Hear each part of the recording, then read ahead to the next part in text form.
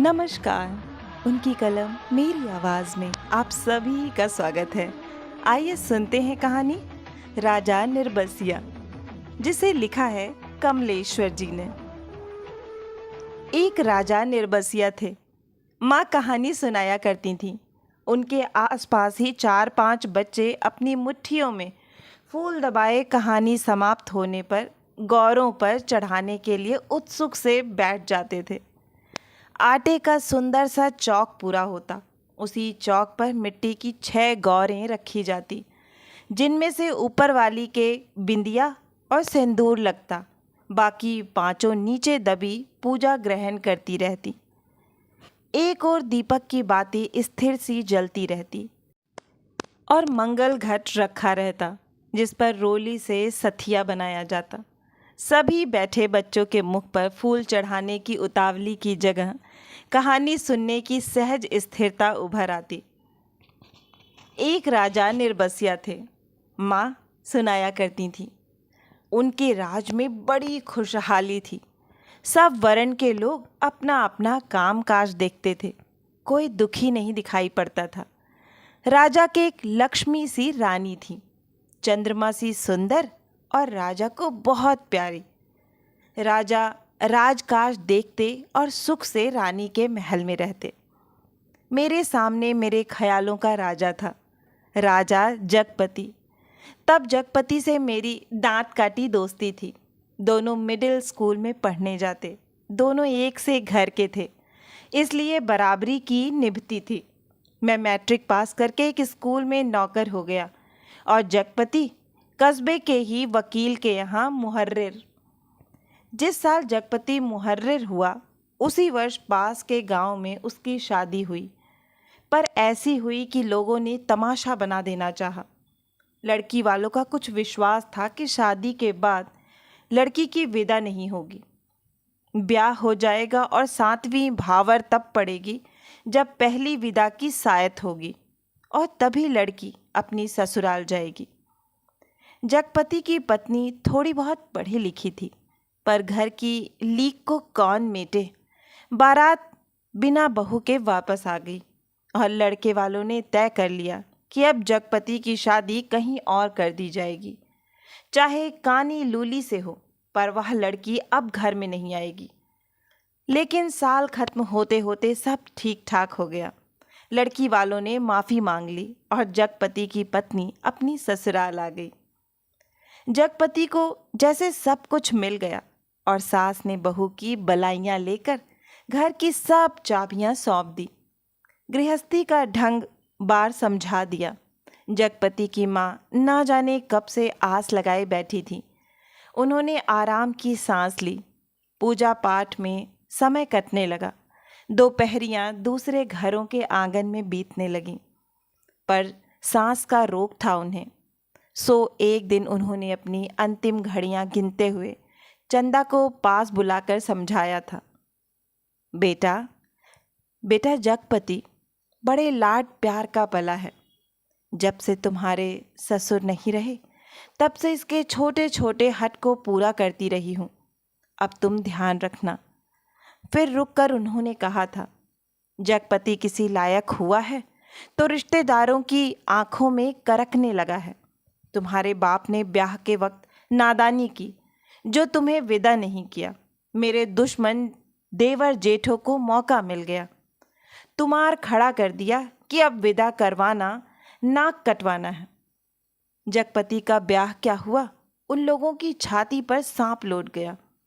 सोचा घर की इज्जत रखने की आड़ लेकर रंग में भंग कर दें। अब बेटा, इस घर की लाज तुम्हारी लाज है। आज को तुम्हारे ससुर होते तो भला। कहते कहते माँ की आंखों में आंसू आ गए और वे जगपति की देखभाल उसे सौंपकर सदा के लिए मौन हो गई थीं। एक अरमान उनके साथ ही चला गया कि जगपति की संतान को 4 बरस इंतज़ार करने के बाद भी वे गोद में ना खिला पाईं, और चंदा ने मन में सब्र कर लिया था, यही सोचकर कि कुल देवता का अंश तो उसे जीवन भर पूजने को मिल गया था। घर में चारों तरफ जैसे उदारता बिखरी रहती, अपनापा बरसता रहता। उसे लगता जैसे घर की अंधेरी एकांत कोठरियों में यह शांत शीतलता है जो उसे भरमा लेती है। घर की सब कुंडियों की खनक उसके कानों में बस गई थी। हर दरवाजे की चरमराहट पहचान बन गई थी। एक रोज राजा आखेट को गए। माँ सुनाती थी, राजा आखेट को जाते थे तो 7वें रोज जरूर महल में लौट आते थे। पर उस दफा जब गए तो 7वां दिन निकल गया पर राजा नहीं लौटे। रानी को बड़ी चिंता हुई। रानी एक मंत्री को साथ लेकर खोज में निकली और इसी बीच जगपति को रिश्तेदारी की एक शादी में जाना पड़ा। उसके दूर रिश्ते के भाई दयाराम की शादी थी।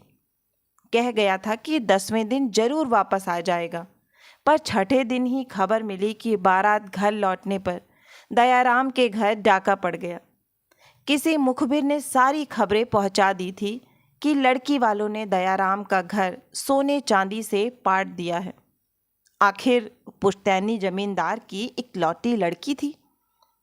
घर आए मेहमान लगभग विदा हो चुके थे।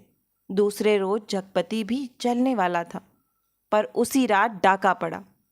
जवान आदमी भला खून मानता है।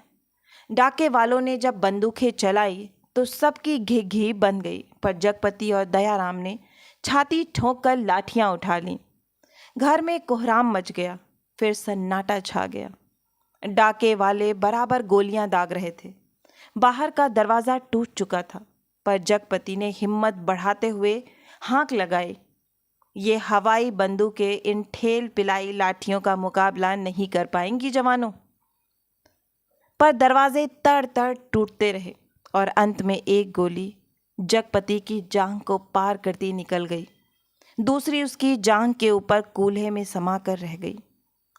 चंदा रोती कलपती और मनौतियां मानती जब वहां पहुंची तो जगपति अस्पताल में था। दयाराम के थोड़ी चोट आई थी, उसे अस्पताल से छुट्टी मिल गई थी। जगपति की देखभाल के लिए वहीं अस्पताल में मरीजों के रिश्तेदारों के लिए जो कोठरियां बनी थीं, उन्हीं में चंदा को रुकना पड़ा। कस्बे के अस्पताल से दयाराम का गांव 4 कोस पड़ता था। दूसरे तीसरे वहां से आदमी आते जाते रहते।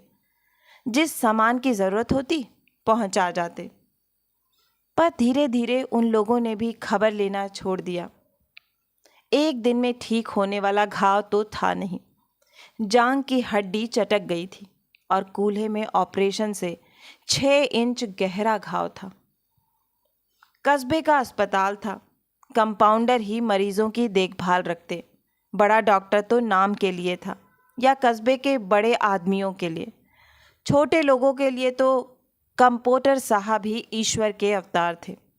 मरीजों की देखभाल करने वाले रिश्तेदारों की खाने पीने की मुश्किलों से लेकर मरीज की नब्ज तक संभालते थे। छोटी सी इमारत में अस्पताल आबाद था। रोगियों को सिर्फ 6-7 खाटें थीं। मरीजों के कमरे से लगा दवा बनाने का कमरा था। उसी में एक और एक आराम कुर्सी थी और एक नीची सी मेज। उसी कुर्सी पर बड़ा डॉक्टर आकर कभी कभार बैठता था, नहीं तो बचन सिंह कंपाउंडर ही जमे रहते। अस्पताल में या तो फौजदारी के शहीद आते या गिर गिरा के हाथ पैर तोड़ लेने वाले एक आध लोग। छठे छमा से कोई औरत दिख गई तो दिख गई, जैसे उन्हें कभी रोग घेरता ही नहीं था।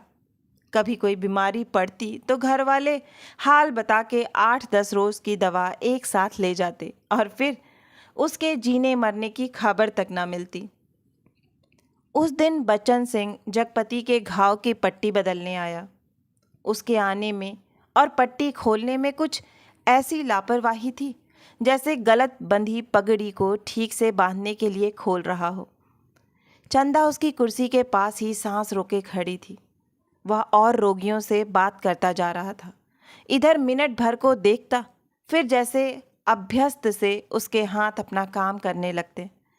पट्टी एक जगह खून से चिपक गई थी। जगपति बुरी तरह कराह उठा। चंदा के मुंह से चीख निकल गई। बचन सिंह ने सतर्क होकर देखा तो चंदा मुख में धोती का पल्ला खोसे अपनी भयातुर आवाज दबाने की चेष्टा कर रही थी। जगपति एक बारगी मछली सा तड़प कर रह गया। बच्चन सिंह की उंगलियां थोड़ी सी थरथराईं कि उसकी बाह पर टप से चंदा का आंसू चू पड़ा। बच्चन सिंह सिहर सा गया और उसके हाथों की अभ्यस्त निठुराई को जैसे किसी मानवीय कोमलता ने धीरे से छू दिया। आहूं, कराहूं, दर्द भरी चीखों और चटकते शरीर के जिस वातावरण में रहते हुए भी वह बिल्कुल अलग रहता था। फोड़ों को पके आम सा दबा देता था, खाल को आलू सा छील देता था। उसके मन से जिस दर्द का एहसास उठ गया था वह उसे आज फिर हुआ और वह बच्चे की तरह फूंक फूंक कर पट्टी को नम करके खोलने लगा। चंदा की ओर धीरे से निगाह उठाकर देखते हुए फुसफुसाया, रोगी की हिम्मत टूट जाती है ऐसे। पर जैसे यह कहते कहते उसका मन खुद अपनी बात से उचट गया। यह बेपरवाही तो चीख और कराहों की एक रास्ता से उसे मिली थी, रोगी की हिम्मत बढ़ाने की कर्तव्य निष्ठा से नहीं। जब तक वह घाव की मरहम पट्टी करता रहा तब तक किन्हीं दो आंखों की करुणा उसे घेरे रही और हाथ धोते समय वह चंदा की उन चूड़ियों से भरी कलाइयों को बेझिझक देखता रहा जो अपनी खुशी उससे मांग रही थी। चंदा पानी डालती जा रही थी और बच्चन सिंह हाथ धोते धोते उसकी कलाइयों, हथेलियों और पैरों को देखता जा रहा था। दवा खाने की ओर जाते हुए उसने चंदा को हाथ के इशारे से बुलाकर कहा, दिल छोटा मत करना, जांग का घाव तो 10 रोज में भर जाएगा। कूल्हे का घाव कुछ दिन जरूर लेगा। अच्छी से अच्छी दवाई दूंगा। दवाइयाँ तो ऐसी हैं कि मुर्दे को चंगा कर दें, पर हमारे अस्पताल में नहीं आती। फिर भी तो किसी दूसरे अस्पताल से नहीं आ सकती वो दवाइयाँ? चंदा ने पूछा। आ तो सकती हैं, पर मरीज को अपना पैसा खर्चना पड़ता है उनमें, बच्चन सिंह ने कहा। चंदा चुप रह गई तो बच्चन सिंह के मुंह से अनायास ही निकल पड़ा, किसी चीज़ की ज़रूरत हो तो मुझे बताना। रही दवाइयाँ सो कहीं ना कहीं से इंतज़ाम करके ला दूंगा। महकमे से मंगाएंगे तो आते आवाते महीनों लग जाएंगे। शहर के डॉक्टर से मंगवा दूंगा। ताकत की दवाइयों की बड़ी ज़रूरत है उन्हें। अच्छा, देखा जाएगा, कहते कहते वह रुक गया। चंदा ने कृतज्ञता भरी नज़रों से उसे देखा और उसे लगा जैसे आंधी में उड़ते पत्ते को कोई अटकाव मिल गया हो। आकर वह जगपति की खाट से लगकर बैठ गई। उसकी हथेली लेकर वह सहलाती रही, नाखूनों को अपने पोरों से दबाती रही। धीरे धीरे बाहर अंधेरा बढ़ चला। बच्चन सिंह तेल की एक लालटेन लाकर मरीजों के कमरे के एक कोने में रख गया। चंदा ने जगपति की कलाई दबाते दबाते धीरे से कहा, कंपाउंडर साहब कह रहे थे, और इतना कहकर वह जगपति का ध्यान आकृष्ट करने के लिए चुप हो गई। क्या कह रहे थे? जगपति ने अनमने स्वर में बोला, कुछ ताकत की दवाइयाँ तुम्हारे लिए ज़रूरी हैं, मैं जानता हूँ, पर देखो चंदा, चादर के बराबर ही पैर फैलाए जा सकते हैं। हमारी औकात इन दवाइयों की नहीं है। औकात आदमी की देखी जाती है कि पैसे की। तुम तो देखा जाएगा, कंपाउंडर साहब इंतज़ाम कर देंगे, उनसे कहूँगी मैं। नहीं चंदा, उधार खाते से मेरा इलाज नहीं होगा, चाहे 1 के 4 दिन लग जाएं। इसमें तो तुम नहीं जानती, कर्ज कोढ़ का रोग होता है। एक बार लगने से तन तो गलता ही है, मन भी रोगी हो जाता है। लेकिन कहते कहते वह रुक गई। जगपति अपनी बात की टेक रखने के लिए दूसरी ओर मुंह घुमाकर लेट गया। और तीसरे रोज जगपति के सिराह ने कई ताकत की दवाइयाँ रखी थीं और चंदा की ठहरने वाली कोठरी में उसके लेटने के लिए खाट भी पहुंच गई थी। चंदा जब आई तो जगपति के चेहरे पर मानसिक पीड़ा की असंख्य रेखाएं उभरी थीं, जैसे वह अपनी बीमारी से लड़ने के अलावा स्वयं अपनी आत्मा से भी लड़ रहा हो, चंदा की नादानी और स्नेह से भी उलझ रहा हो, और सबसे ऊपर सहायता करने वाले की दया से जूझ रहा हो। चंदा ने देखा तो यह सब सह न पाई। उसके जी में आया कि कह दे, क्या आज तक तुमने कभी किसी से उधार पैसे नहीं लिए? पर वह तो खुद तुमने लिए थे और तुम्हें मेरे सामने स्वीकार नहीं करना पड़ा था, इसीलिए लेते झिझक नहीं लगी। पर आज मेरे सामने उसे स्वीकार करते तुम्हारा झूठ पौरुष तिल मिलाकर जग पड़ा है। पर जगपति के मुख पर बिखरी हुई पीड़ा में जिस आदर्श की गहराई थी, वह चंदा के मन में चोर की तरह घुस गई और बड़ी स्वाभाविकता से उसने माथे पर हाथ फेरते हुए कहा, ये दवाइयाँ किसी की मेहरबानी नहीं है। मैंने हाथ का कड़ा बेचने को दे दिया था, उसी में आई हैं। मुझसे पूछा तक नहीं। और जगपति ने कहा, और जैसे खुद मन की कमजोरी को दबा गया, कड़ा बेचने से तो अच्छा था कि बच्चन सिंह की दया ही ओढ़ ली जाती। और उसे हल्का सा पछतावा भी था कि नाहक वह रौ में बड़ी बड़ी बातें कह गया था, ज्ञानियों की तरह सीख दे देता है। और जब चंदा अंधेरा होते उठकर अपनी कोठरी में सोने के लिए जाने को हुई, तो कहते कहते यह बात दबा गई कि बच्चन सिंह ने उसके लिए एक खाट का इंतज़ाम भी कर दिया है। कमरे से निकली तो सीधी कोठरी में गई और हाथ का कड़ा लेकर सीधे दवा खाने की ओर चली गई, जहां बच्चन सिंह अकेला डॉक्टर की कुर्सी पर आराम से टांगे फैलाए लैम्प की पीली रोशनी में लेटा था। जगपति का व्यवहार चंदा को लग गया था, और यह भी कि वह क्यों बच्चन सिंह का एहसान अभी से लाद ले। पति के लिए जेवर की कितनी औकात है। वह बेधड़क सी दवाखाने में घुस गई। दिन की पहचान के कारण उसे कमरे की मेज कुर्सी और दवाओं की अलमारी की स्थिति का अनुमान था।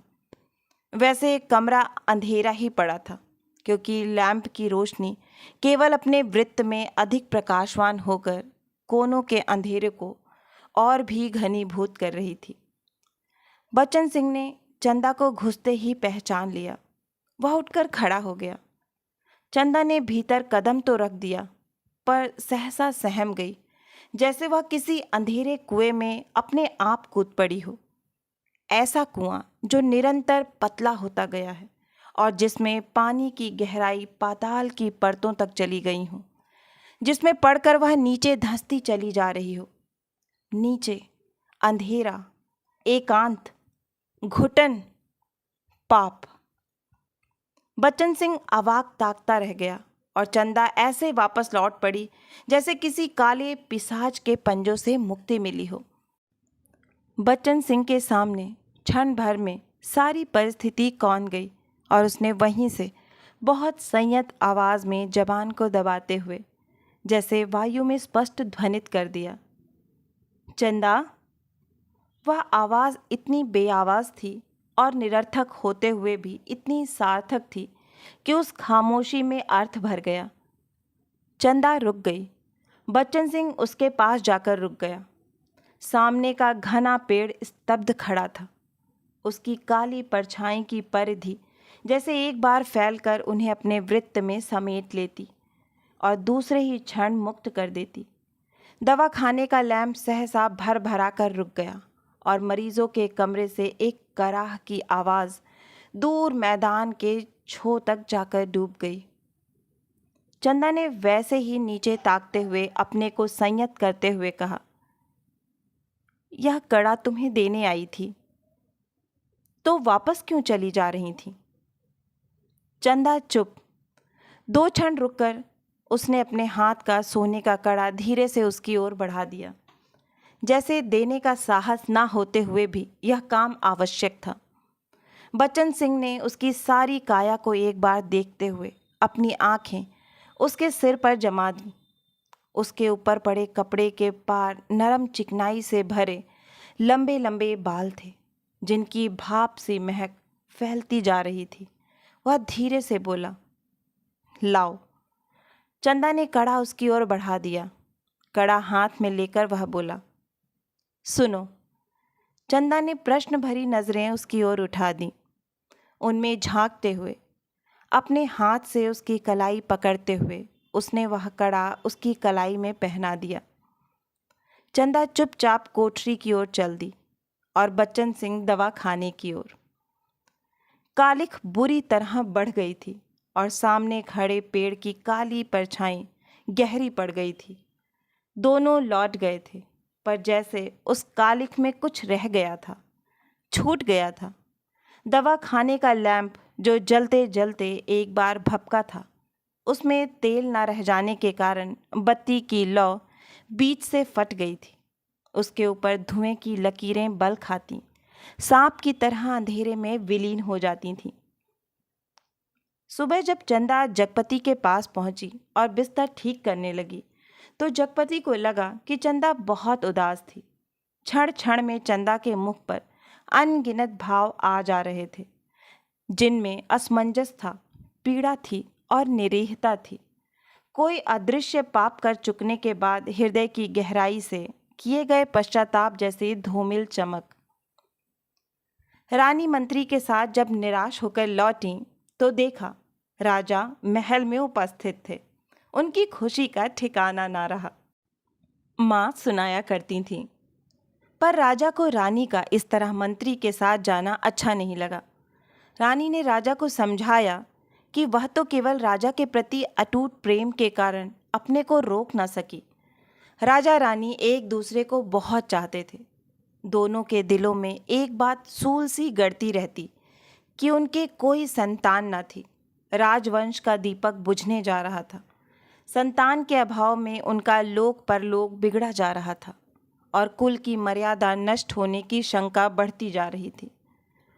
दूसरे दिन बच्चन सिंह ने मरीजों की मरहम पट्टी करते वक्त बताया था कि उसका तबादला मैनपुरी के सदर अस्पताल में हो गया है और वह परसों यहाँ से चला जाएगा।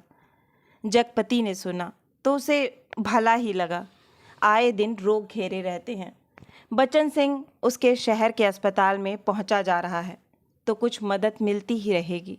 आखिर वह ठीक तो होगा ही, और फिर मैनपुरी के सिवा कहाँ जाएगा। पर दूसरे ही क्षण उसका दिल अकथ भारीपन से भर गया।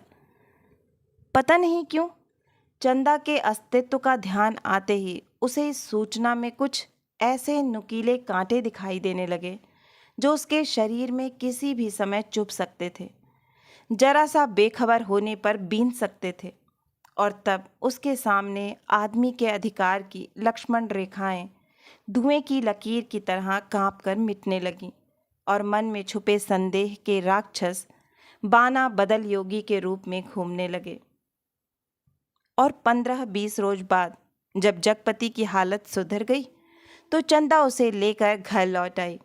जगपति चलने फिरने लायक हो गया था।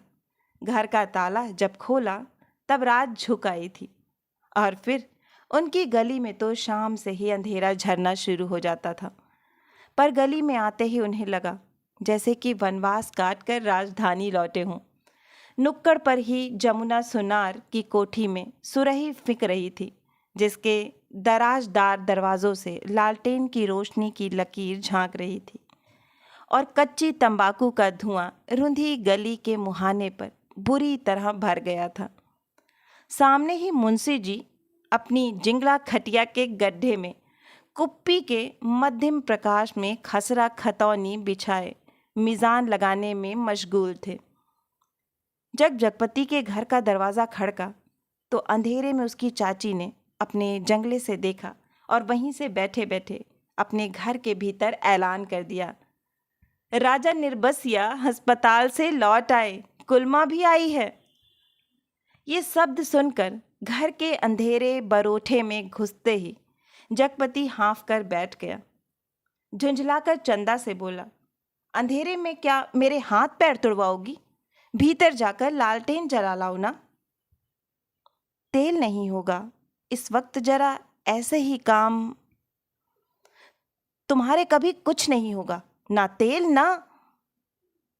कहते कहते जगपति एकदम चुप रह गया और चंदा को लगा कि आज पहली बार जगपति ने उसके व्यर्थ मातृत्व पर इतनी गहरी चोट कर दी, जिसकी गहराई की उसने कभी कल्पना नहीं की थी। दोनों खामोश, बिना एक बात किए अंदर चले गए। रात के बढ़ते सन्नाटे में दोनों के सामने दो बातें थीं। जगपति के कानों में जैसे कोई व्यंग से कह रहा था, राजा निर्बसिया अस्पताल से आ गए। और चंदा के दिल में यह बात चुभ रही थी, तुम्हारे कभी कुछ नहीं होगा। और सिसकती सिसकती चंदा ना जाने कब सो गई, पर जगपति की आंखों में नींद ना आई। खाट पर पड़े पड़े उसके चारों ओर एक मोहक भयावना सा जाल फैल गया। लेटे लेटे उसे लगा जैसे उसका स्वयं का आकार बहुत क्षीण होता होता बिंदु सा रह गया। पर बिंदु के हाथ थे, पैर थे और दिल की धड़कन भी। कोठरी का घुटा घुटा सा अंधियारा, मटमैली दीवारें और गहन गुफाओं सी अलमारियां, जिनमें से बार बार झांक कर देखता था और वह सिहर उठता था। फिर जैसे सब कुछ तब्दील हो गया हो। उसे लगा कि उसका आकार बढ़ता जा रहा है, बढ़ता जा रहा है। वह मनुष्य हुआ, लंबा तगड़ा तंदुरुस्त पुरुष हुआ। उसकी शिराओं में कुछ फूट पड़ने के लिए व्याकुलता से खौल उठा। उसके हाथ शरीर के अनुपात से बहुत बड़े, डरावने और भयानक हो गए। उनके लंबे लंबे नाखून निकल आए। वह राक्षस हुआ, दैत्य हुआ, आदिम, बर्बर। और बड़ी तेजी से सारा कमरा एक बारगी चक्कर काट गया। फिर सब धीरे धीरे स्थिर होने लगा और उसकी सांसें ठीक होती जान पड़ी। फिर जैसे बहुत कोशिश करने पर घिघी बन जाने के बाद उसकी आवाज़ फूटी, चंदा। चंदा की नरम सांसों की हल्की सरसराहट कमरे में जान डालने लगी। जगपति अपनी पाटी का सहारा लेकर झुका। कांपते पैर उसने जमीन पर रखे और चंदा की खाट के पाए से सिर टिकाकर बैठ गया। उसे लगा जैसे चंदा की इन सांसों की आवाज़ में जीवन का संगीत गूंज रहा है। वह उठा और चंदा के मुख पर झुक गया। उस अंधेरे में आंखें गड़ाए गड़ाए जैसे बहुत देर बाद स्वयं चंदा के मुख पर आभा फूटकर अपने आप बिखरने लगी। उसके नक्श उज्ज्वल हो उठे और जगपति की आंखों को ज्योति मिल गई। वह मुग्ध सा ताकता रहा। चंदा के बिखरे बाल, जिनमें हाल के जन्मे बच्चे के गभुआरे बालों की सी महक, दूध की कचाइंद, शरीर के रस की सी मिठास और स्नेह सी चिकनाहट, और वह माथा जिस पर बालों के पास तमाम छोटे छोटे नरम नरम नरम से रोएं, रेशम से, और उस पर कभी लगाई गई सेंदूर की बिंदी का हल्का मिटा हुआ सा आभास। नन्हे नन्हे निर्द्वंद सोए पलक और उनकी मासूम सी कांटों की तरह बरौनियाँ, और सांस में खुलकर आती हुई वह आत्मा की निष्कपट आवाज़ की लय, फूल की पंखुरी से पतले पतले ओंठ, उन पर पड़ी अछूती रेखाएं जिनमें सिर्फ दूध सी महक। उसकी आंखों के सामने ममता सी छा गई, केवल ममता, और उसके मुख से अस्फुट शब्द निकल गया, बच्ची।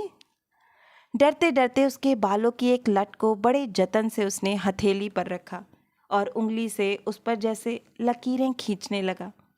उसे लगा जैसे कोई शिशु उसके अंक में आने के लिए छटपटा कर निराश होकर सो गया हो। उसने दोनों हथेलियों को पसार कर उसके सिर को अपनी सीमा में भर लेना चाहा कि कोई कठोर चीज़ उसकी उंगलियों से टकराई। वह जैसे होश में आया। बड़े सहारे से उसने चंदा के सिर के नीचे टटोला।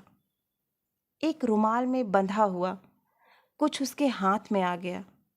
अपने को संयत करता वह जमीन पर बैठ गया। उसी अंधेरे में उस रुमाल को खोला तो जैसे सांप सूंघ गया। चंदा के हाथों के दोनों सोने के कड़े उसमें लिपटे थे और तब उसके सामने सब सृष्टि धीरे धीरे टुकड़े टुकड़े होकर बिखरने लगी। ये कड़े तो चंदा बेचकर उसका इलाज कर रही थी। वे सब दवाइयाँ और ताकत के टॉनिक। उसने तो कहा था ये दवाइयाँ किसी की मेहरबानी नहीं है। मैंने हाथ के कड़े बेचने को दे दिए थे पर उसका गला बुरी तरह सूख गया। जबान जैसे तालू से चिपक कर रह गई। उसने चाहा कि चंदा को झकझोर कर उठाए, पर शरीर की शक्ति बह सी गई थी। रक्त पानी हो गया था। थोड़ा संयत हुआ। उसने वे कड़े उसी रुमाल में लपेटकर उसकी खाट के कोने पर रख दिए और बड़ी मुश्किल से अपनी खाट की पाटी पकड़कर लुढ़क गया। चंदा झूठ बोली, पर क्यों? कड़े आज तक छुपाए रही। उसने इतना बड़ा दुराव क्यों किया? आखिर क्यों? किस लिए?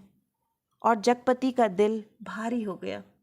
उसे फिर लगा कि उसका शरीर सिमटता जा रहा है और वह एक सींग का बना ढांचा रह गया, नितांत हल्का, तिनके सा, हवा में उड़कर भटकने वाले तिनके सा। उस रात के बाद रोज जगपति सोचता रहा कि चंदा से कड़े मांगकर बेच ले और कोई छोटा मोटा कारोबार ही शुरू कर दे, क्योंकि नौकरी छूट चुकी थी।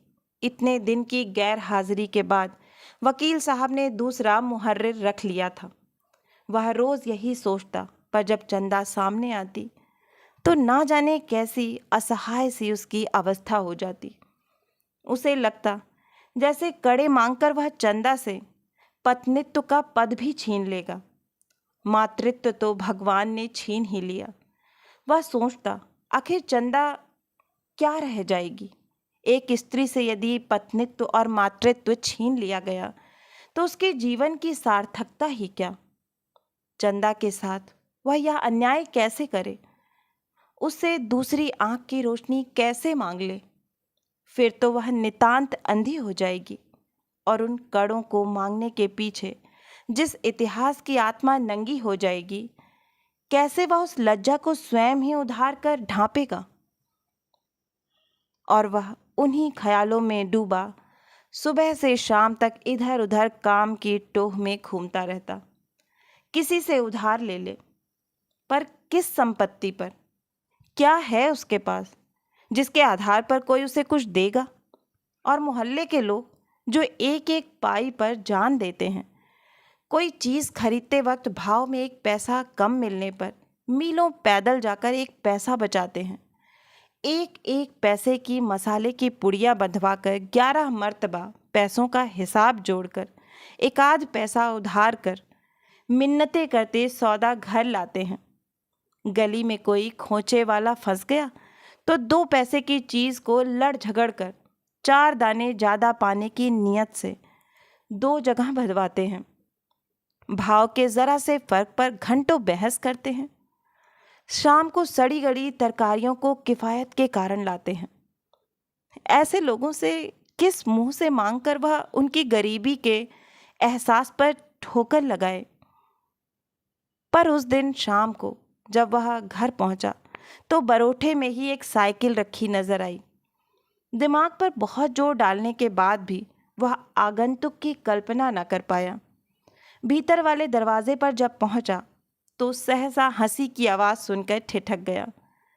उस हंसी में एक अजीब सा उन्माद था और उसके बाद चंदा का स्वर, अब आते ही होंगे, बैठिए ना 2 मिनट और अपनी आँख से देख लीजिए और उन्हें समझाते जाइए कि अभी तंदुरुस्ती इस लायक नहीं जो दिन दिन भर घूमना बर्दाश्त कर सकें। हाँ भाई, कमज़ोरी इतनी जल्दी नहीं मिट सकती। ख्याल नहीं करेंगे तो नुकसान उठाएंगे। कोई पुरुष स्वर सा था। जगपति असमंजस में पड़ गया। वह एकदम भीतर घुस जाए, इसमें क्या हर्ज है? पर जब उसने पैर उठाए तो वे बाहर जा रहे थे। बाहर बरोठे में साइकिल को पकड़ते ही उसे सूझ आई। वहीं से जैसे अनजान बनता बड़े प्रयत्न से आवाज़ को खोलता चिल्लाया, अरे चंदा, यह साइकिल किसकी है? कौन मेहरबान? चंदा उसकी आवाज़ सुनकर कमरे से बाहर निकलकर जैसे खुशखबरी सुना रही थी। उनके कंपाउंडर साहब आए हैं। खोजते खोजते आज घर का पता पाए हैं। तुम्हारे इंतज़ार में बैठे हैं। कौन? बच्चन सिंह? अच्छा अच्छा, वही तो मैं कहूँ, भला कौन? कहता जगपति पास पहुँचा और बातों में इस तरह उलझ गया जैसे सारी परिस्थिति उसने स्वीकार कर ली हो। बच्चन सिंह जब फिर आने की बात कहकर चला गया तो चंदा ने बहुत अपनेपन से जगपति के सामने बात शुरू की। जाने कैसे कैसे आदमी होते हैं। क्यों, क्या हुआ? कैसे होते हैं आदमी? जगपति ने पूछा। इतनी छोटी जान पहचान में तुम मर्दों के घर में ना रहते घुसकर बैठ सकते हो? तुम तो उल्टे पैरों लौट आओगे। चंदा कहकर जगपति के मुख पर कुछ इच्छित प्रतिक्रिया देख सकने के लिए गहरी निगाहों से ताकने लगी। जगपति ने चंदा की ओर ऐसे देखा जैसे यह बात भी कहने की या पूछने की है। फिर बोला, बच्चन सिंह अपनी तरह का आदमी है, अपनी तरह का अकेला होगा। पर कहते कहते चंदा रुक गई। आड़े वक्त काम आने वाला आदमी है, लेकिन उससे फ़ायदा उठा सकना जितना आसान है उतना, मेरा मतलब है कि जिससे कुछ लिया जाएगा उसे दिया भी जाएगा। जगपति ने आंखें दीवार पर गड़ाते हुए कहा और चंदा उठकर चली गई। उस दिन के बाद बच्चन सिंह लगभग रोज ही आने जाने लगा। जगपति उसके साथ इधर उधर घूमता भी रहता। बच्चन सिंह के साथ वह जब तक रहता अजीब सी घुटन उसके दिल को बांध लेती और तभी जीवन की तमाम विषमताएं भी उसकी निगाहों के सामने उभरने लगती। आखिर वह स्वयं एक आदमी है, बेकार। यह माना कि उसके सामने पेट पालने की कोई इतनी विकराल समस्या नहीं। वह भूखों नहीं मर रहा है, जाड़े में कांप नहीं रहा है, पर उसके 2 हाथ पैर हैं, शरीर का पिंजरा है जो कुछ मांगता है, कुछ। और वह सोचता, यह कुछ क्या है? सुख? शायद हाँ, शायद नहीं। वह तो दुख में भी जी सकने का आदी है, अभावों में जीवित रह सकने वाला आश्चर्यजनक कीड़ा है। तो फिर वासना? शायद हाँ, शायद नहीं। चंदा का शरीर लेकर उसने उस क्षणिकता को भी देखा है। तो फिर धन? शायद हाँ, शायद नहीं। उसने धन के लिए अपने को खपाया है, पर वह भी तो उस अदृश्य प्यास को बुझा नहीं पाया। तो फिर क्या? वह कुछ क्या है जो उसकी आत्मा में नासूर सा रिश्ता रहता है, अपना उपचार मांगता है? शायद काम? हाँ, यही, बिल्कुल यही, जो उसके जीवन की घड़ियों को निपट सूना न छोड़े, जिसमें वह अपनी शक्ति लगा सके, अपना मन डुबो सके, अपने को सार्थक अनुभव कर सके, चाहे उसमें सुख हो या दुख, अर्चा हो या सुरक्षा, शोषण हो या पोषण। उसे सिर्फ काम चाहिए, करने के लिए कुछ चाहिए। यही तो उसकी प्रकृत आवश्यकता है, पहली और आखिरी मांग है। क्योंकि वह उस घर में नहीं पैदा हुआ जहाँ सिर्फ जबान हिलाकर शासन करने वाले होते हैं। वह उस घर में भी नहीं पैदा हुआ जहाँ सिर्फ मांग कर जीने वाले होते हैं। वह उस घर का है जो सिर्फ काम करना जानता है, काम ही जिसकी आस है, सिर्फ वह काम चाहता है, काम। और एक दिन उसकी काम धाम की समस्या भी हल हो गई।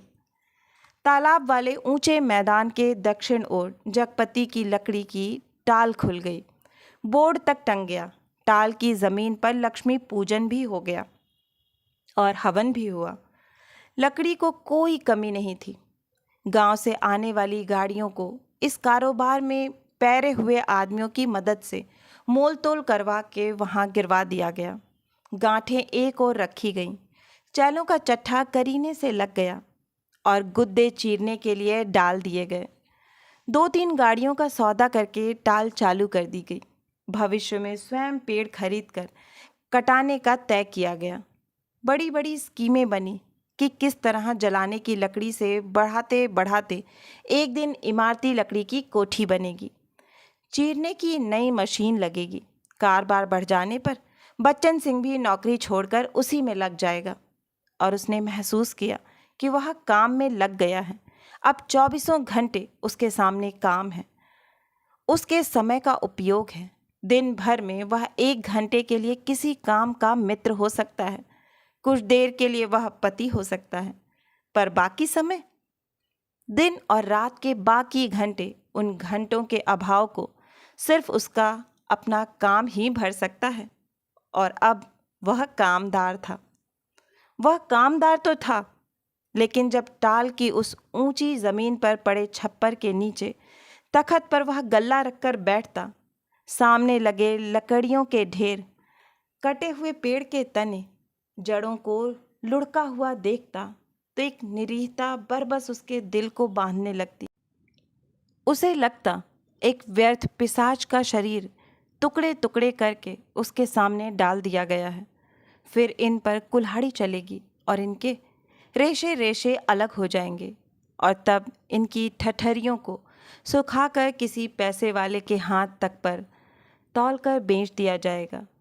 और तब उसकी निगाहें सामने खड़े ताड़ पर अटक जाती, जिसके बड़े बड़े पत्तों पर सुर्ख गर्दन वाले गिद्ध पर फड़फड़ाकर देर तक खामोश बैठे रहते। ताड़ का काला गडरेदार तना और उसके सामने ठहरी हुई वायु में निस्सहाय कांपती भारहीन नीम की पत्तियां चकराती झड़ती रहती।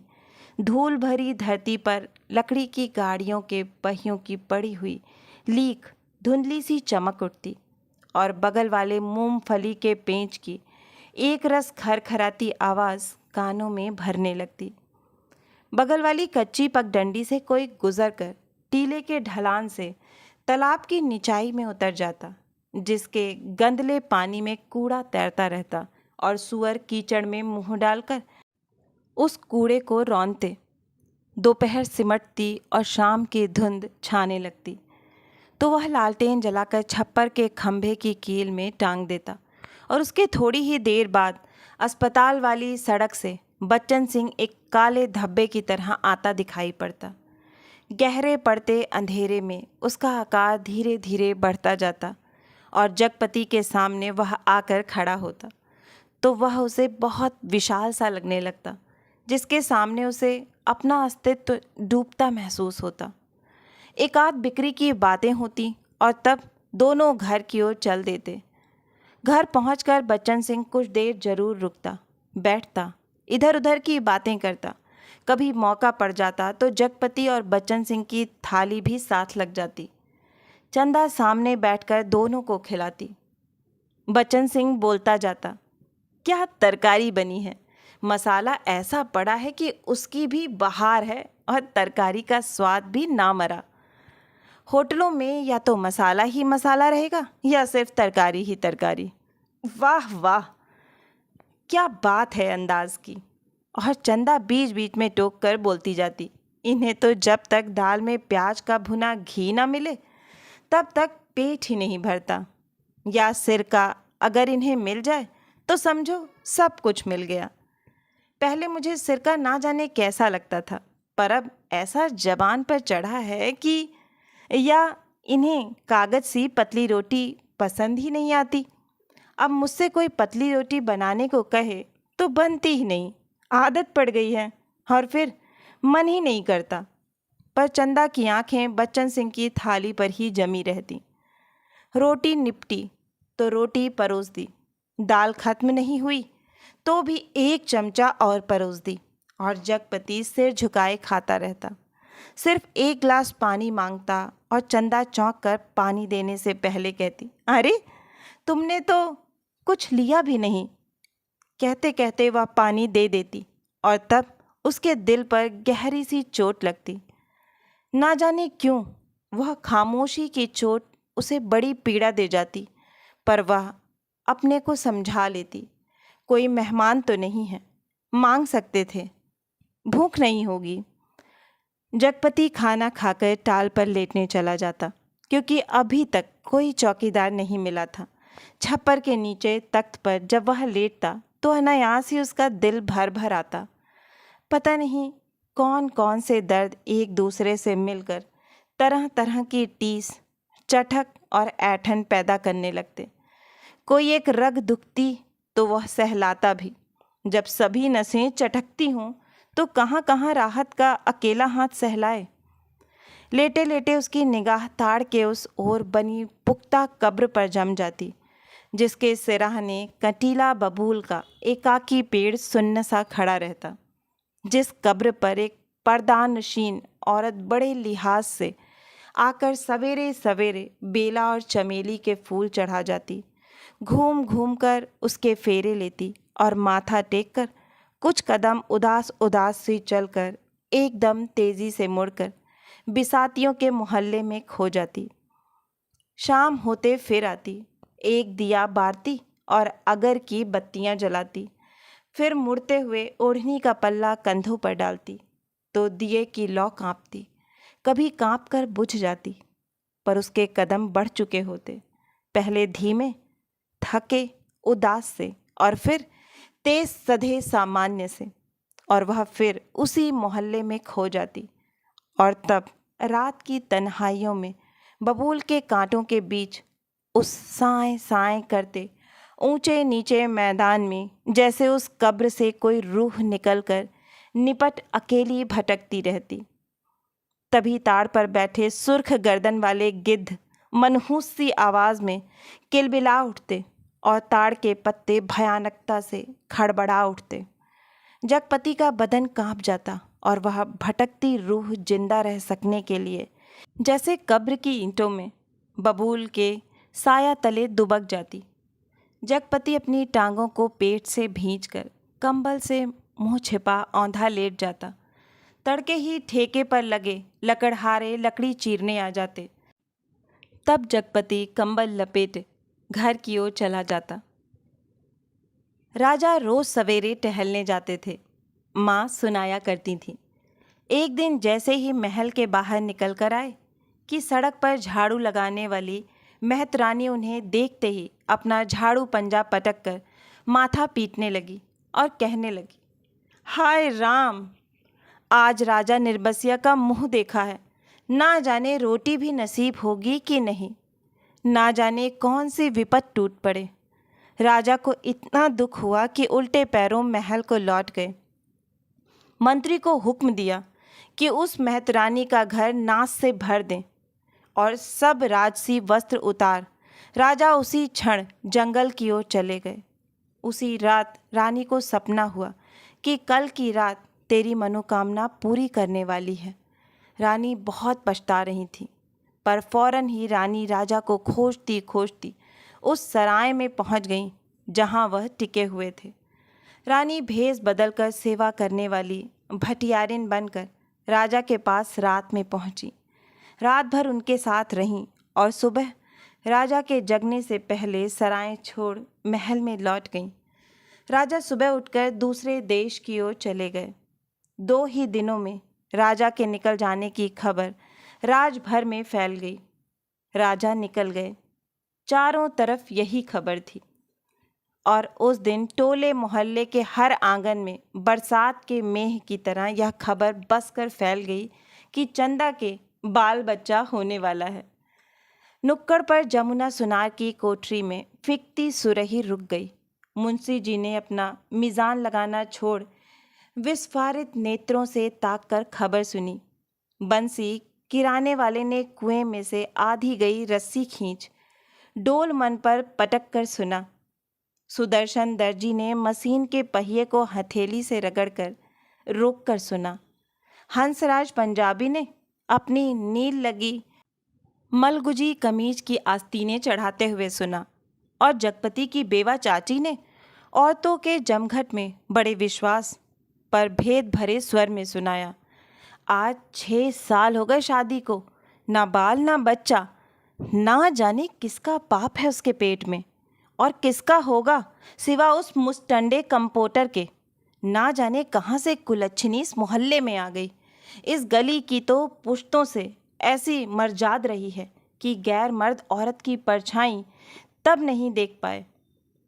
यहाँ के मर्द तो बस अपने घर की औरतों को जानते हैं, उन्हें तो पड़ोसी के घर की जनानियों की गिनती तक नहीं मालूम। यह कहते कहते उनका चेहरा तमतमा आया और सब औरतें देवलोक की देवियों की तरह गंभीर बनी।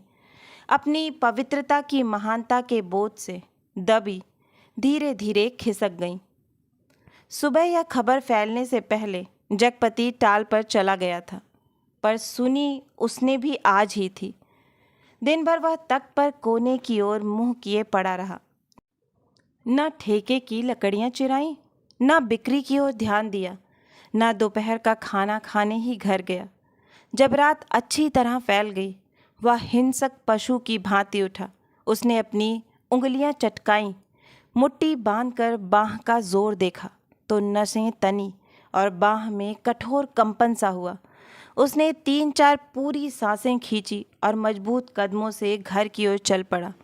मैदान खत्म हुआ, कंकड़ की सड़क आई, सड़क खत्म हुई, गली आई, पर गली के अंधेरे में घुसते वह सहम गया, जैसे किसी ने अदृश्य हाथों से उसे पकड़कर सारा रक्त निचोड़ लिया।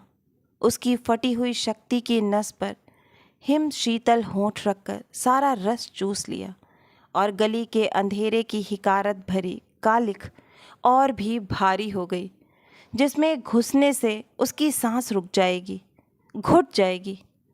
वह पीछे मुड़ा पर रुक गया। फिर कुछ संयत होकर वह चोरों की तरह निशब्द कदमों से किसी तरह घर की भीतरी देहरी तक पहुंच गया। दाईं ओर की रसोई वाली दहलीज में कुप्पी टिमटिमा रही थी और चंदा अस्त व्यस्त सी दीवार से सिर टेके शायद आसमान निहारते निहारते सो गई थी। कुप्पी का प्रकाश उसके आधे चेहरे को उजागर किए था और आधा चेहरा गहन कालिमा में डूबा अदृश्य था।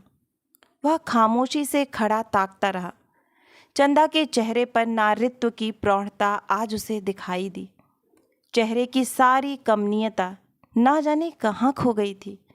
उसका अछूतापन ना जाने कहाँ लुप्त हो गया था।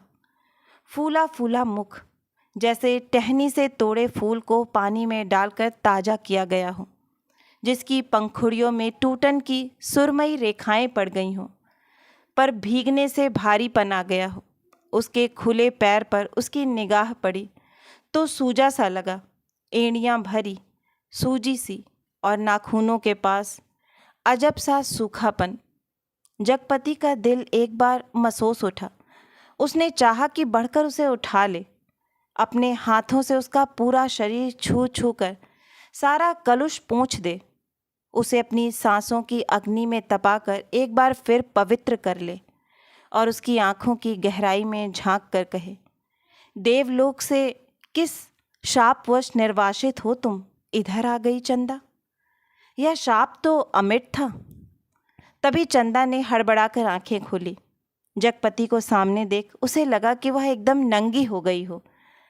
अतिशय लज्जित हो उसने अपने पैर समेट लिए, घुटनों से धोती नीचे सरकाई और बहुत संयत सी उठकर रसोई के अंधेरे में खो गई। जगपति एकदम हताश हो वहीं कमरे की देहरी पर चौखट से सिर टिका बैठ गया। नज़र कमरे में गई तो लगा कि पराये स्वर यहाँ गूंज रहे हैं, जिनमें चंदा का भी एक है। एक तरफ घर के हर कोने से अंधेरा सैलाब की तरह बढ़ता आ रहा था। एक अजीब निस्तब्धता, असमंजस, गति पर पथभ्रष्ट, शक्लें पर आकारहीन। खाना खा लेते, चंदा का स्वर कानों में पड़ा। वह अनजाने ऐसे उठ बैठा जैसे तैयार बैठा हो। उसकी बात की आज तक उसने अवज्ञा ना की थी। खाने तो बैठ गया, पर कौर नीचे नहीं सरक रहा था। तभी चंदा ने बड़े सधे शब्दों में कहा, कल मैं गांव जाना चाहती हूँ। जैसे वह इस सूचना से परिचित था। बोला, अच्छा। चंदा फिर बोली, मैंने बहुत पहले घर चिट्ठी डाल दी थी, भैया कल लेने आ रहे हैं। तो ठीक है, जगपति वैसे ही डूबा डूबा बोला। चंदा का बांध टूट गया और वह वहीं घुटनों में मुंह दबाकर कातर सी फफक फफक कर रो पड़ी। ना उठ सकी, ना हिल सकी। जगपति क्षण भर को विचलित हुआ, पर जैसे जम जाने के लिए उसके ओंठ फड़के और क्रोध के ज्वालामुखी को जबरन दबाते हुए भी वह फूट पड़ा। यह सब मुझे क्या दिखा रही है? बेशरम, बेगैरत। उस वक्त नहीं सोचा था जब मेरी लाश तले? तब तब की बात झूठ है। सिसकियों के बीच चंदा का स्वर फूटा। लेकिन जब तुमने मुझे बेच दिया। एक भरपूर हाथ चंदा की कनपटी पर आग सुलगाता पड़ा और जगपति अपनी हथेली दूसरी से दबाता खाना छोड़ कोठरी में घुस गया और रात भर कुंडी चढ़ाए उसी कालिख में घुटता रहा। दूसरे दिन चंदा घर छोड़ अपने गांव चली गई। जगपति पूरा दिन और रात टाल पर ही काट देता। उसी बिराने में तालाब के बगल कब्र बबूल और ताड़ के पड़ोस में। पर मन मुर्दा हो गया था। जबरदस्ती वह अपने को वहीं रोके रहता। उसका दिल होता कहीं निकल जाए, पर ऐसी कमज़ोरी उसके तन और मन को खोखला कर गई थी कि चाहने पर भी वह जा न पाता। हिकारत भरी नज़रें सहता, पर वहीं पड़ा रहता। काफ़ी दिनों बाद जब नहीं रहा गया तो एक दिन जगपति घर पर ताला लगा नज़दीक के गांव में लकड़ी काटने चला गया।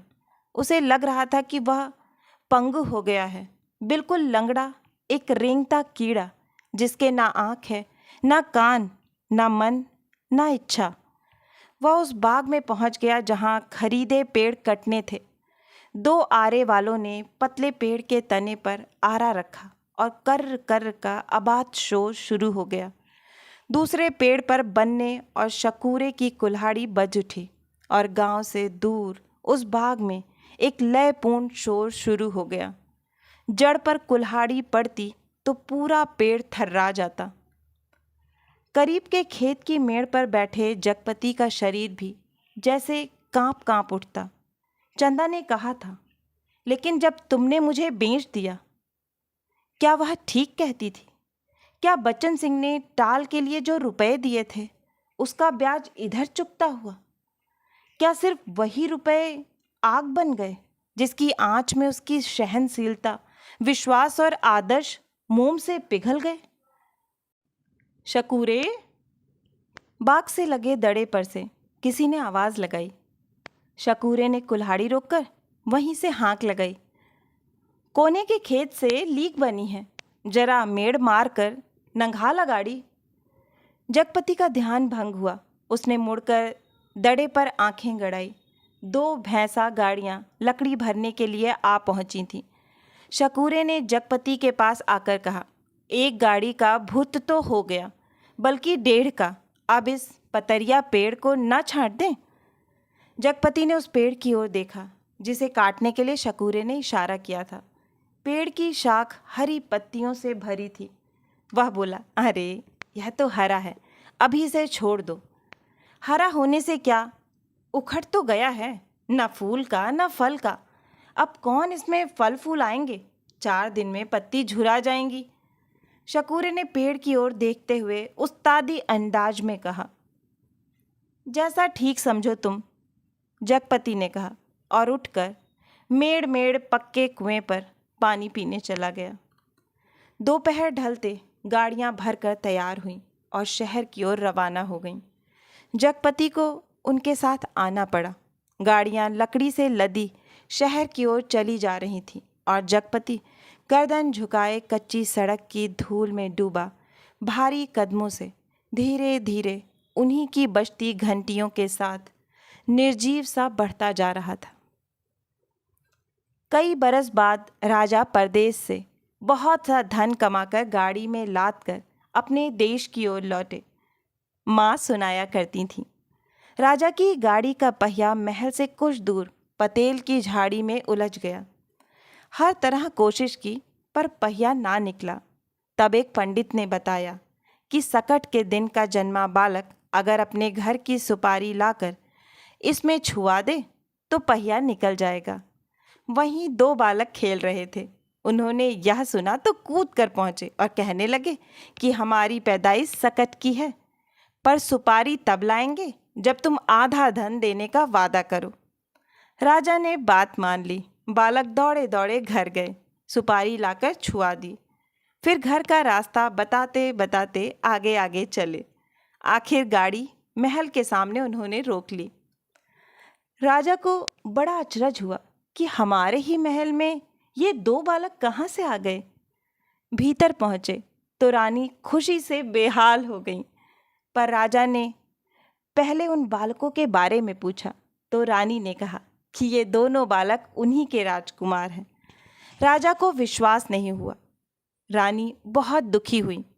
गाड़ियां जब टाल पर आकर लगी और जगपति तखत पर हाथ पैर ढीले करके बैठ गया तो पगडंडी से गुजरते मुंशी जी ने उसके पास आकर बताया, अभी उस दिन वसूली में तुम्हारी ससुराल के नज़दीक एक गांव में जाना हुआ तो पता लगा कि 15-20 दिन हुए चंदा के लड़का हुआ है।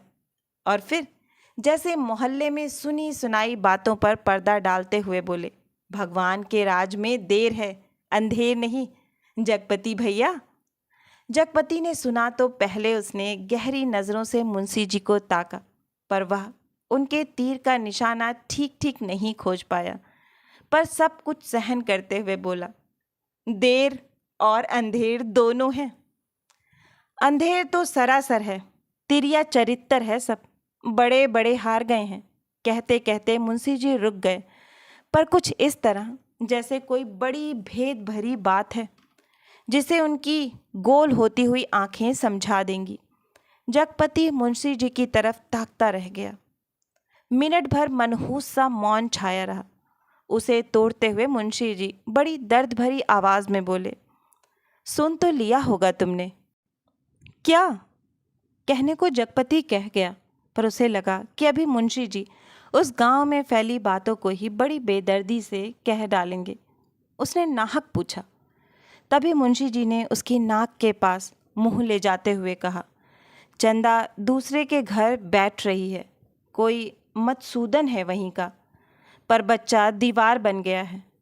चाहते तो वो यही है कि मर जाए तो रास्ता खुले, पर राम जी की मर्जी। सुना है बच्चा रहते भी वह चंदा को बैठाने को तैयार है। जगपति की सांस गले में अटक कर रह गई। बस आंखें मुंशी जी के चेहरे पर पथराई सी जड़ी थीं।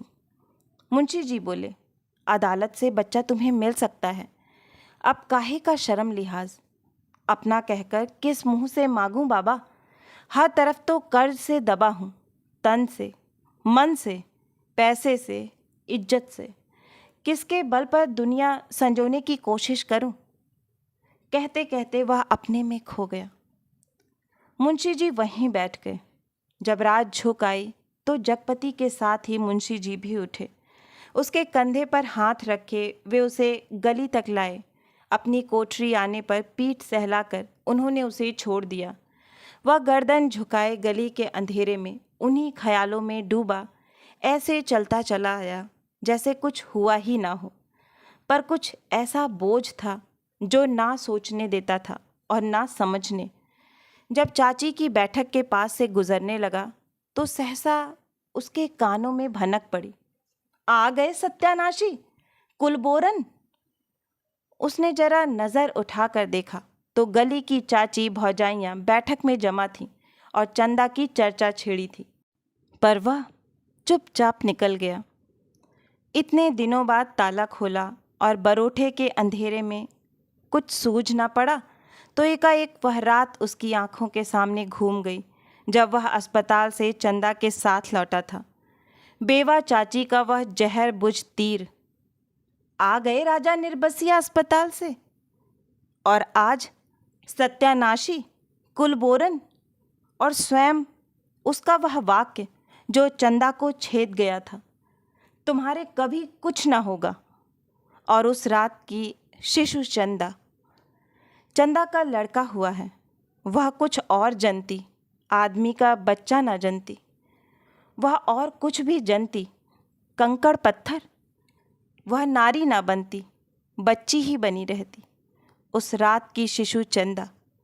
पर चंदा यह सब क्या करने जा रही है? उसके जीते जी वह दूसरे के घर बैठने जा रही है। कितने बड़े पाप में धकेल दिया चंदा को, पर उसे भी तो कुछ सोचना चाहिए। आखिर क्या? पर मेरे जीते जी तो यह सब अच्छा नहीं। वह इतनी घृणा बर्दाश्त करके भी जीने को तैयार है, या मुझे जलाने को। वह मुझे नीच समझती है, कायर।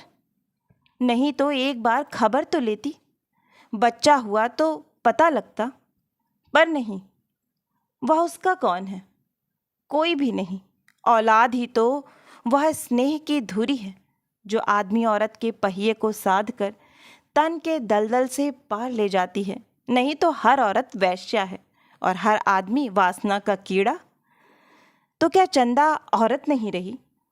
वह जरूर औरत थी, पर स्वयं मैंने उसे नरक में डाल दिया। वह बच्चा मेरा कोई नहीं, पर चंदा तो मेरी है। एक बार उसे ले आता, फिर यहाँ रात के मोहक अंधेरे में उसके फूल से अधरों को देखता, निर्द्वंद सोई पलकों को निहारता, सांसों की दूध सी अछूती महक को समेट लेता। आज का अंधेरा, घर में तेल भी नहीं जो दिया जला ले। और फिर किसके लिए कौन जलाए? चंदा के लिए, पर उसे तो बेच दिया था। सिवा चंदा के कौन सी संपत्ति उसके पास थी जिसके आधार पर कोई कर्ज देता? कर्ज ना मिलता तो यह सब कैसे चलता? काम पेड़ कहाँ से कटते? और तब शकूरे के वे शब्द उसके कानों में गूंज गए। हरा होने से क्या, उखड़ तो गया है। वह स्वयं भी तो एक उखटा हुआ पेड़ है, ना फल का ना फूल का, सब व्यर्थ ही तो है। जो कुछ सोचा उस पर कभी विश्वास न कर पाया। चंदा को चाहता रहा, पर उसके दिल में चाहत ना जगा पाया। उसे कहीं से एक पैसा मांगने पर डांटता रहा, पर खुद लेता रहा। और आज वह दूसरे के घर बैठ रही है। उसे छोड़कर वह अकेला है। हर तरफ बोझ है जिसमें उसकी नस नस कुचली जा रही है, रग रग फट गई है। और वह किसी तरह टटोल टटोल कर भीतर घर में पहुंचा। रानी अपने कुल देवता के मंदिर में पहुंची। माँ सुनाया करती थी, अपने सतीत्व को सिद्ध करने के लिए उन्होंने घोर तपस्या की। राजा देखते रहे। कुल देवता प्रसन्न हुए और उन्होंने अपनी दैवी शक्ति से दोनों बालकों को तत्काल जन्मे शिशुओं में बदल दिया। रानी की छातियों में दूध भर आया और उनमें से धार फूट पड़ी जो शिशुओं के मुंह में गिरने लगी। राजा को रानी के सतीत्व का सबूत मिल गया। उन्होंने रानी के चरण पकड़ लिए और कहा कि तुम देवी हो, ये मेरे पुत्र हैं। और उस दिन से राजा ने फिर से राजकाज संभाल लिया। पर उसी रात जगपति अपना सारा कारोबार त्याग अफीम और तेल पीकर मर गया, क्योंकि चंदा के पास कोई दैवी शक्ति नहीं थी और जगपति राजा नहीं, बचन सिंह कंपाउंडर का कर्जदार था। राजा ने दो बातें की, माँ सुनाती थीं। एक तो रानी के नाम से उन्होंने बहुत बड़ा मंदिर बनवाया, और दूसरे राज के नए सिक्कों पर बड़े राजकुमार का नाम खुदवाकर चालू किया, जिससे राज भर में अपने उत्तराधिकारी की खबर हो जाए। जगपति ने मरते वक्त दो पर्चे छोड़े, एक चंदा के नाम, दूसरा कानून के नाम। चंदा को उसने लिखा था, चंदा, मेरी अंतिम चाह यही है कि तुम बच्चे को लेकर चली आना। अभी एक दो दिन मेरी लाश की दुर्गति होगी, तब तक तुम आ सकोगी? चंदा आदमी को पाप नहीं पश्चाताप मारता है। मैं बहुत पहले मर चुका था। बच्चे को लेकर ज़रूर चली आना। कानून को उसने लिखा था, किसी ने मुझे मारा नहीं है, किसी आदमी ने नहीं। मैं जानता हूँ कि मेरे जहर की पहचान करने के लिए मेरा सीना चीरा जाएगा। उसमें जहर है, मैंने अफीम नहीं, रुपए खाए हैं। उन रुपयों में कर्ज का जहर था, उसी ने मुझे मारा है। मेरी लाश तब तक ना जलाई जाए जब तक चंदा बच्चे को लेकर ना आ जाए, आग बच्चे से दिलवाई जाए। बस। माँ जब कहानी समाप्त करती थी तो आसपास बैठे बच्चे फूल चढ़ाते थे। मेरी कहानी भी खत्म हो गई, पर आशा है कि यह कहानी आपको बहुत ही पसंद आई होगी। अगर कहानी पसंद आई है तो मुझे प्रोत्साहित करने के लिए एक लाइक करें अपनों के साथ ज़्यादा से ज़्यादा शेयर करें। नीचे कमेंट बॉक्स में कमेंट करके बताएं कि आपको कहानी कैसी लगी। और अगर आप इस परिवार का हिस्सा बनना चाहते हैं तो इस चैनल को सब्सक्राइब करें और बेल आइकन को दबाना ना भूलें, जिससे आगे आने वाली हर कहानी आपको समय पर मिलती रहे। फिर मिलती हूँ एक नई कहानी या कविता के साथ। तब तक के लिए आप सभी का कहानी सुनने के लिए बहुत बहुत धन्यवाद।